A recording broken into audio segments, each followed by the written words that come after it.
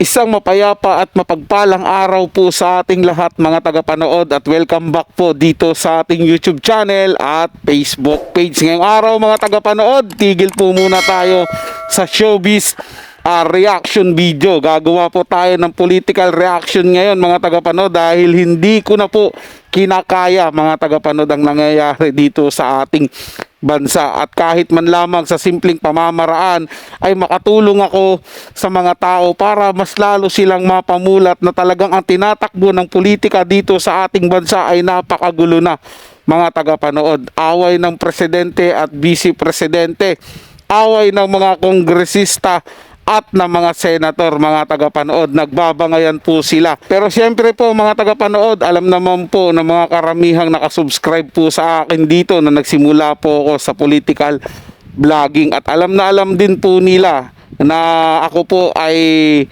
kumbaga sumusuporta sa mga Duterte. At kaya ako lang naman sinuportahan din si Marcos doon sa kanyang kampanya dahil nga po nagsanib pwersa sila ng mga Duterte. Ngayon po na para namang ginigipit nila ang mga Duterte at hinahalukay kung ano-anong hinahalukay at ginagiging kakampi na po nila yung mga dating binibira ni Pangulong Duterte, lalo na po yung mga alagad ng mga NPA na yan, mga tagapanood na talaga namang yan ang sumisira sa mga kabataan at sa buhay ng mga mamamayan. Ginagamit lang po yung mga mamamayan natin na mahina o konti ang kaalaman para maingganyo po sa kanilang nais na gawin mga tagapanood. Idagdag po natin dito mga tagapanood, itong isang kongresista na taga Sambales di umano, at parang ngiwi nga po ito mga tagapanood, nakangiwi na nga po ang bunganga na ito. Hindi ko po alam kung anong something sa kanya mga tagapanood, at ito ba'y baka ka-jamming ng ating Pangulo, hindi po natin alam. Sinabi niya po na nagsimula ang kaguluhan sa politika dahil maaga daw pong nangarap si VP Sara Duterte sa pagkapangulo. Nahihibang po ata ang kongresista na to mga tagapanood. Mamaya po ipapakita ko po sa inyo dito sa video dito mga tagapanood yung katibayan na 2022 pa lang talagang gusto na ng mga tao maging presidente si VP Sara, pero tinanggihan niya po yun mga tagapanood. At dito rin masusupalpal siya mga tagapanood. Ipapakita ko po sa inyo sa video dito kung paano po siya pinahiya ni VP Sara at ni Senator Bato de la Rosa, yung mga pinagsasabi nitong congressman na ito. Hindi ko po alam mga tagapanood kung nag-iisip po ba siya, kung nasa tamang pag-iisip pa po ba tong congressman na ito. Masyado po siyang nakikisip-sip kay Congressman Romualdez. Sa bagay, si Romualdez nga naman ang isa sa mga may hawak ng pondo ng Pilipinas. Malaki po siguro mga tagapanood ang bigay sa kanya. Ako'y nagtatanong lang naman kung malaki ba ang bigay sa kanya. Kaya ganitong pinagsasabi nito na kahit wala na sa wisyo, sinasabi niya po mga tagapanood. Siyempre nga naman, kapanyahan na, eleksyon na naman, kailangan ng pondo sa pagkandidato. Kawawa po ang mga taga Sambales pag binoto ulit nila tong congressman na to. Wala to og to kumbaga mga tagapanood, mahina to. Hindi ko alam bakit nanalo tong congressman na to mga tagapanood Sobrang hina mag-isip. So ito mga tagapanood, yung video para lalo nating maintindihan yung pahayag na itong congressman na ito at kung paano siya sinupalpal ni VP Sara Duterte at ni Senator Bato de la Rosa. Nagsimula lang naman lahat ng kaguluhan na ito noong mangarap ang ating vice presidente na maging presidente ng maaga. Nung mangarap ang former president na paupuin yung kanyang anak na maging presidente kaagad, kung wala lang sanang maagang nangarap, wala lang sanang maagang nag-ambisyon na maging presidente, tahimik naman ang lahat, no?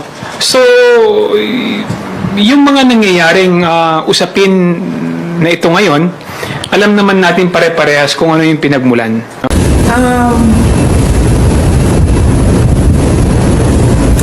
Unang-una, the presidency of 2022 was mine already. Na nanalo na ako sa surveys, lahat ng tao solid na, united na for my candidacy. Pero I gave it away because I felt I had to do some other things other than being President of the Republic of the Philippines. Pangalawa, hindi ako yung nagsabi sa kanila na magbukas sila ng investigation or inquiry in aid of legislation that is more like a political persecution and harassment of OVP personnel. So, wag nila akong i-gaslight into saying na ako ang dahilan ng kaguluhan na ito. Atat si Inday Sara na maging presidente or yung boss nila ang atat maging presidente sa 2028 kaya dinidemolish nila si Bibi Sara. Nagsimula lang naman lahat ng kaguluhan na ito noong mangarap ang ating Vice Presidente na maging presidente ng maaga. Kung wala lang sanang maagang nangarap, wala lang sanang maagang nag-ambisyon na maging presidente, tahimik naman ang lahat. As I've said, kay Inday Sara naman ay reaction lamang sa mga action na ginagawa nila sa NSUR at saka sa Malacanang. Diba? Kung wala silang ginagawa, tahimik naman itong Vice President natin, nagsasabaho lang. Huwag lang nilang gano'n kasi mag-react talaga yan. Hindi ko siya atat maging presidente. Hindi ko siya atat. Kung bibigay ng Panginoon niya sa kanya as to become a president is a destiny. Hindi po yan pwede ambisyonin, hindi po yan pwede planuhin. Kahit anong planong gagawin ninyo dyan na paninira o demolish, kahit anong gawin ninyo mga plano dyan, kung hindi yan ibigay ni Lord sa inyo, hindi talaga yan mapunta sa inyo. At kahit wala kang gagawin, wala kang ginagawang plano, kung yan ay destiny mo, naka-okay din sa palad mo, as decided by the ultimate being, napupunta talaga sa iyo yan. So, useless yung paninira niyo, yung pag-demolisyon niyo, yung inyong mga atake. Useless yan, hindi talaga mapunta sa inyo, hindi ibigay ni Lord sa inyo. Tama po doon si Senator Bato de la Rosa, mga tagapanood. Useless po yan talaga kahit anong gawin yung pangarap, kahit anong gawin yung kuha dyan sa pagiging Pangulo. Kung hindi po yan ibibigay ng poong may kapal, wala po kayong magagawa dyan, mga tagapanood. At tama dito si Senator de la Rosa rin, mga tagapanood, yung sinabi niyang hindi atat si Vice Presidente Sara Duterte maging presidente. Dahil kung gusto niya talagang maging presidente, noong 2022 pa lang, siya sana ang bagong presidente ngayon, di ba? Doon pa lang po panalo siya sa survey. Asan po si Marcos doon? Nasa kulelat po yun, mga tagapanood. At ipapakita ko po sa inyo dito yung video, yung katibayan. Doon sa survey, mga tagapanood, baka sabihin po ng iilan dyan na wala naman tayong katibayan. Di ba? Papakita po natin dito, mga tagapanood, na doon pa lang sa survey na yun, tambak na tambak po si Bongbong Marcos kay VP Sara Duterte. Diba? Kaya lang naman nanalo to si si Bongbong Marcos, mga tagapanood. Dahil nga po kumampi siya kay Sara Duterte. Kung wala po yung mga Duterte, mga tagapanood, wala pong presidenteng Marcos ngayon. Dapat nga tumanaw pa to ng utang na loob sa mga Duterte. Dahil si Pangulong Duterte lang ang nagbigay ng maayos na libingan sa tatay niya. Diba, hindi nga papapasukin yan sa libingan ng mga bayani. Hinaharang po yan, mga tagapanood. Pero dahil nanindigan si Pangulong Duterte na ipasok si Marcos sa libingan ng mga bayani, kaya natupad po yan, mga tagapanood. Baka yung amo ng congressman na to, mga tagapanood, ang atat na maging Pangulo, ang panghawakan nila ang buong bansa. Dahil nga kumakalap nga po sila ng mga campaign signature ngayon, mga tagapanood, para mabago ang constitution Para si Sandro Marcos ang gawin nilang Prime Minister, para buong Marcos, buong Romualdez ang maghari sa buong bansa. Ganun siguro ang gusto nila, kaya talagang dinidemolish nila o sinisiraan nila ng todo-todo ang pangalan ng mga Duterte. Iniisa-isa po nila yan, mga tagapanood. Yung pattern, kuhang-kuha po yan. Lahat po ng mga kaalyado ng mga Duterte, iniisa-isa po nila yan. Dahil wala po silang makuha, wala silang mapiga, ayun na, rumekta na po sila sa mga Duterte. Diba? Ayan po, yung una, si Tatay Digong. Kahit matanda na, pinilit nilang pumunta sa Congress, sa Senado. Diba? Ngayon po, si VP Sara naman po, mga tagapanood, malinaw naman po yung ginagawa. Hindi naman po nakapikit pa rin yung mata ng mga mamamayan. Mulat na po yan. Kaya kahit anong gawin po nilang paninira sa mga Duterte, hindi po sila nagtatagumpay, hindi po sila nananalo. Bumabalik lang po sa kanila, mga tagapanood. Kaya naman, eto, papakita ko po sa inyo ang katibayan na hindi atat maging Pangulo ang Vice Presidente. Dahil nga 2022 pa lang po, mga tagapanood, kung gugustuhin niya siya, lamang na lamang po siya sa survey na maging Pangulo. Maging katandem niya po yung tatay niyang si Tatay Digong Duterte, yung former president po natin, di ba? Pero tinanggihan niya po yung nag-giveaway po siya. Nakipag-tandem pa po siya dito sa Marcos. Ano pong nangyari mga tagapanood? Di ba binabaliktad sila ngayon? So, panoorin po natin yung video na to mga tagapanood. Ito po'y katibayan sa sinasabi ko. At hiramin po natin ito. Galing po to sa channel ni Showbiz Fanatics. Ilalagay ko po yung link ng channel niya sa description para mabisita nyo po at mapanood yung full video niya.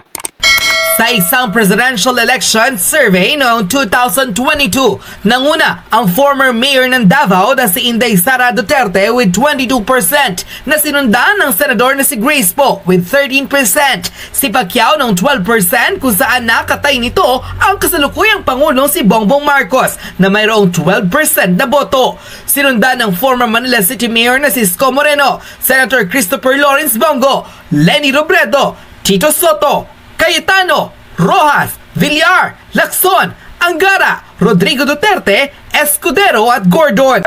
Sa inilabas ng Pulse Asia Survey mula November 23 hanggang December 2, 2020, kalagitnaan ng pandemya, nangunguna si Inday Sara sa 2022 Election Presidential Preference Survey na may 26% na sinundan lamang ng dating senador na si Bongbong Marcos with 14% na siya namang katay ni Senator Grace Poe.